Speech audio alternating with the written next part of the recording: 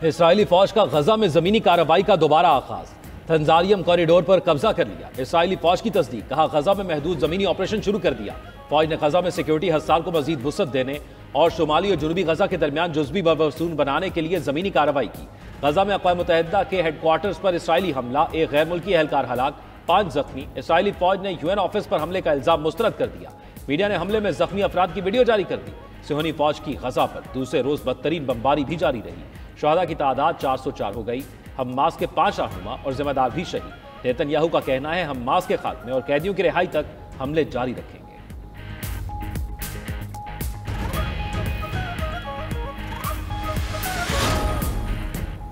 ये पागलपन खत्म करो। गाजा में दोबारा जंग शुरू करने के खिलाफ हजारों इजरायली सड़कों पर निकल आए।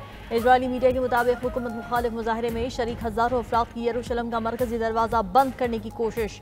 मुजाहिरीन का नेतन्याहू की रिहाइशगाह की तरफ मार्च। मुजाहिरीन का शिन बेट के सरबराह रोनन बार को बरतरफ करने की हुकूमती फैसले के खिलाफ भी एहतजाज। मुजाहिरीन ने कहा इस पागलपन को खत्म करने का वक्त है, इससे पहले कि हमारे पास कोई मुल्क बाकी न रहे।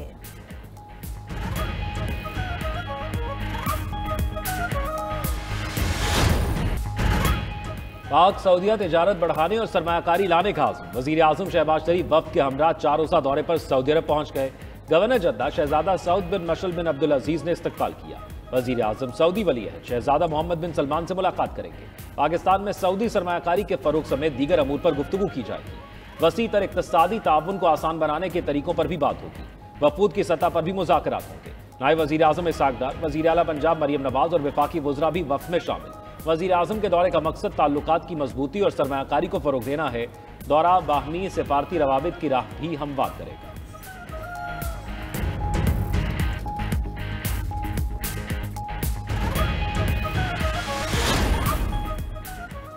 रियासत को रहना है, दहशतगर्दी के खिलाफ जंग हर सूरत जीतनी है। सदर आसिफ अली जरदारी ने दहशतगर्द अनासी को शिकस्त देना नागुज़ीर करार दे दिया। सदर मुमलिकत की ज़ेर सदारत कोयटा में अमन अवाम की सूरत हाल पर इजलास। सदर ने कहा कि बलूचिस्तान दिल के करीब है, दहशतगर्द कौम को तकसीम करना चाह रहे हैं। रियासत के खिलाफ दहशतगर्दी को पसपा करना होगा। इंसदाद दहशतगर्दी विंग को जदीद असलहा फराहम करेंगे। सूबे में पायदार तरक्की और अमन के साथ हर बच्चे को स्कूल में देखना चाहते हैं।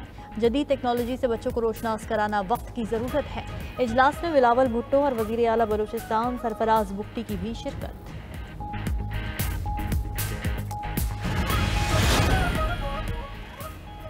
खैबर पख्तूनख्वा में ऑपरेशन की इजाज़त नहीं देंगे। वज़ीर आला अली अमीन गंडापुर ने दहशतगर्दी पर काबू पाने के लिए अफगानिस्तान से बातचीत ज़रूरी करार दे दी। कहते हैं ऑपरेशन का फ़ायदा नहीं, नुकसान ही होना है।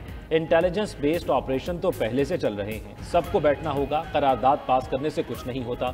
कमर बाजवा से इख्तलाफ हो सकता है लेकिन फ़ौज से नहीं। फ़ौज हमारी है, फ़ौज मजबूत होगी तो पाकिस्तान मजबूत होगा। आर्मी चीफ से ताल्लुकात बिल्कुल ठीक है। आर्मी चीफ ने हमारे सूबे के जायज़ हकूक़ को हमेशा सपोर्ट किया। फ़ौज पर तनकीद होती है तो दुख होता है। जब तक बानी जेल में सियासी इस्तेहकाम नहीं आ सकता, आगे बढ़ने के लिए बानी पीटीआई को रिहा करना चाहिए।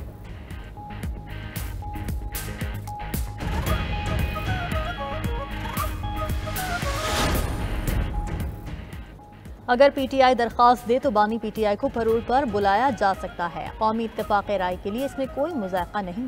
वज़ीर आज़म के मुशीर राना सनाउल्लाह कहते हैं कि अगर ये कौमी इत्तेफाक राय का हिस्सा बनना चाहते हैं तो वज़ीर आज़म को मशवरा दूंगा कि बानी पीटीआई को परोल पर बुलाया जाए। राना सनाउल्लाह का मज़ीद कहना था कि अगर जाफर एक्सप्रेस के मुतासरीन से हमदर्दी होती तो पीटीआई इजलास में शिरकत करती। बानी पीटीआई ने हमेशा अपनी ज़ात को तरजीह दी। मौलाना फजलुर रहमान ने कल मुस्बत गुफ्तगू की। मौलाना ने अफगान सूरत हाल से मुताल्लिक़ किरदार अदा करने को कहा।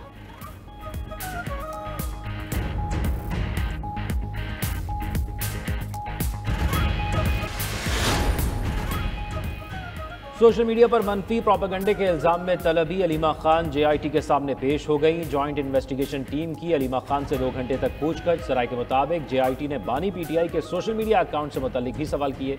अलीमा खान ने जवाब दिया, बानी पीटीआई के अकाउंट्स कहां से ऑपरेट होते हैं उन्हें कुछ मालूम नहीं।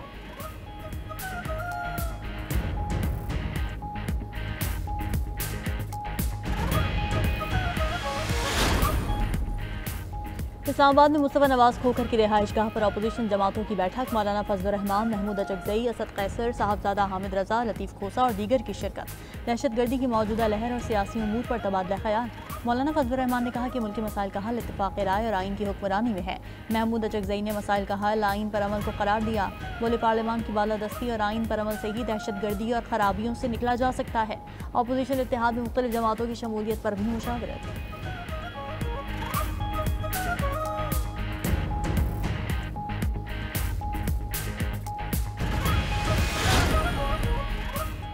मुल्क की सलामती से बड़ा कोई एजेंडा नहीं, दहशतगर्दी के खिलाफ तमाम लीडरान को एक पेज पर होना चाहिए। गवर्नर पंजाब का सियासी मफादात पर से पुश डालकर मुल्क की बेहतरी के लिए आगे बढ़ने का मशवरा। गवर्नर हाउस लाहौर में वकला बरादरी के एजाज में इफ्तार पार्टी का अहतमाम। गवर्नर सरदार सलीम हैदर ने कहा, वकला बरादरी बिलावल भुट्टो को वजीर आजम बनवाने में हर अव्वल दस्ते का किरदार अदा करेगी। इफ्तार डिनर में पंजाब भर से वकला की शिरकत। गवर्नर पंजाब के साथ सेल्फियां भी बनवाई।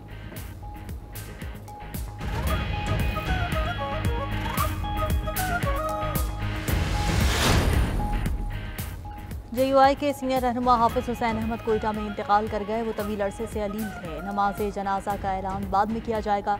JUI सरबराह मौलाना फजल रहमान का हाफिज हुसैन अहमद के इंतकाल पर इजहार ताज़ियत। कहा, हाफिज हुसैन एक ज़ीरक, हाजिर जवाब सियासी रहनुमा थे। हुसैन यादों का एक बाब ख़त्म हो गया। अहले खाना से ताज़ियत का इजहार। स्पीकर कौमी असम्बली अयाज सादिक, साबिक़ चेयरमैन सेनेट सादिक संजरानी और दीगर सियासी रहनुमाओं का भी हाफिज हुसैन के इंतकाल पर इजहार अफसोस। कहा, मुल्क के लिए उनकी खिदमत हमेशा याद रखी जाएंगी।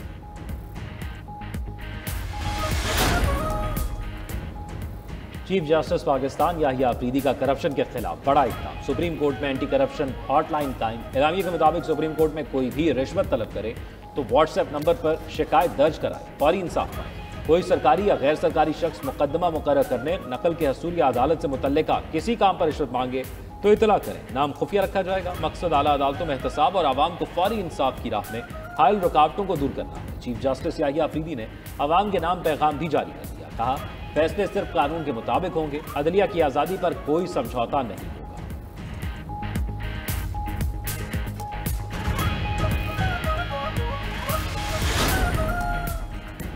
जश्न नौरोज़, ईरानी नए साल का आगाज़। वज़ीर आज़म शहबाज शरीफ की पाकिस्तान और दुनिया भर में जश्न नौरोज़ मनाने वालों को मुबारकबाद। पैगाम में कहा कि नौरोज़ मौसम बहार की आमद और फितरत की तजदीद की अलामत है। बेशुमार नेमतों की शुक्रगुजारी और नए साल के लिए ख्वाहिशात के इजहार का भी मौका है। नए साल को नई उम्मीदों और उमंगों के साथ खुशामदीद कहने का वक्त है। आए इस नौरोज़ को बाहमी इख्तलाफात ख़त्म करने, हम आहंगी और इत्तेहाद को फ़रोग़ देने का दिन बनाएं। शौक बहुत है कि हर रंग की चूड़ी हो हमारे पास, लेकिन अब एक ही कलर की ले सकते हैं। देखते हैं कि अपने सूट के साथ मैचिंग मिलती भी हैं या नहीं। चूड़ियों की कीमतें ज़्यादा है, लेकिन लड़कियों की पसंद होती है कि वो ईद पर चूड़ियाँ पहने, और चूड़ियों के बगैर हमारी ईद नहीं होती, तो महंगी चूड़ी भी हमें ख़रीदनी पड़ेगी। सालाना महंगाई बढ़ती ही जा रही है, तो इस वजह से हम पहले से निकले हुए हैं मार्केटों पे कि हम देखें, सर्च करें कि कहीं ना कहीं से मुनासिब दाम में हमें कुछ ना कुछ मिल जाए।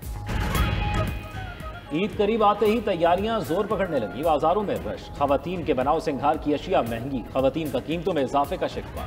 कॉस्मेटिक्स की खरीदारी भी जारी। कहती हैं लोशंस, आईलाइनर्स और मस्कारा जैसी ब्यूटी प्रोडक्ट्स उनकी शॉपिंग लिस्ट का लाजमी हिस्सा हैं, मगर महंगाई के सबब अब 10 की बजाय वो सिर्फ 2 मयारी अशिया ही खरीद पाती हैं। बच्चा पार्टी भी मनमानी करने लगी। उधर दर्जियों ने नो बुकिंग के कार्ड्स लगा दिए। रेडीमेड कपड़ों की डिमांड में इजाफा।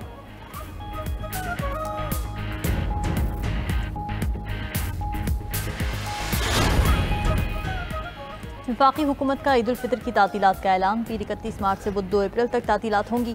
काबीना डिवीजन ने सरकारी तातीलात का नोटिफिकेशन जारी कर दिया। रेलवे का ईद उल फितर पर कराची से 3 स्पेशल ट्रेनें चलाने का ऐलान। कराची से लाहौर के लिए 2 और रावलपिंडी के लिए 1 ईद स्पेशल ट्रेन चलाई जाएगी।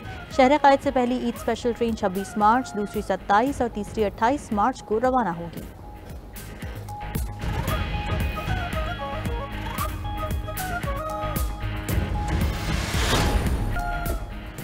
मस्जिदुल हराम में ज़ायरीन के आराम और राहत के लिए हरमैन शरीफैन इंतज़ामिया की शानदार इक़दामात। खुसूसी तौर पर तैयार करदा आला मयार के 33,000 कालीनों का इस्तेमाल। ये ख़ास कालीन सिर्फ हरमैन शरीफैन के लिए तैयार किए जाते हैं। इनकी रोज़ाना की बुनियाद पर सफाई की जाती है। आला किस्म की खुशबू से मुअत्तर भी किया जाता है। उधर ज़ायरीन की बढ़ती तादाद के पेश नज़र सिक्योरिटी इंतज़ामात भी सख्त। मक्का मुकर्रमा में उम्रा ज़ायरीन की निगरानी के लिए 200 स्मार्ट स्क्रीन नस्ब।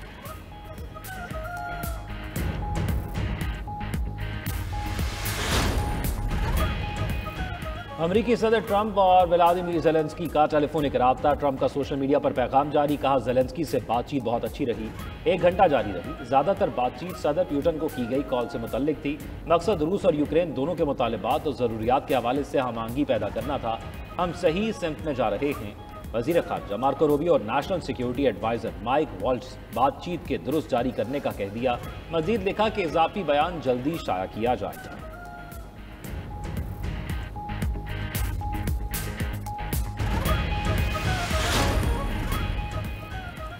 तुर्क सदर रजब तैयब एर्दोगान के हरीफ और इस्तांबुल के मेयर अकरम इमाम ओगलो गिरफ्तार। वो सदर रजब तैयब एर्दोगान के मजबूत तरीन सियासी हरीफ हैं। ऑपोजिशन रिपब्लिकन पीपल्स पार्टी उन्हें सदारती उम्मीदवार नामजद करने का इरादा रखती है। तुर्किया में सोशल मीडिया और मैसेजिंग प्लेटफॉर्म्स पर बड़े पैमाने पर पाबंदियां आयद। इस्तांबुल में मुजाहिरों पर आर्जी पाबंदी लगा दी गई।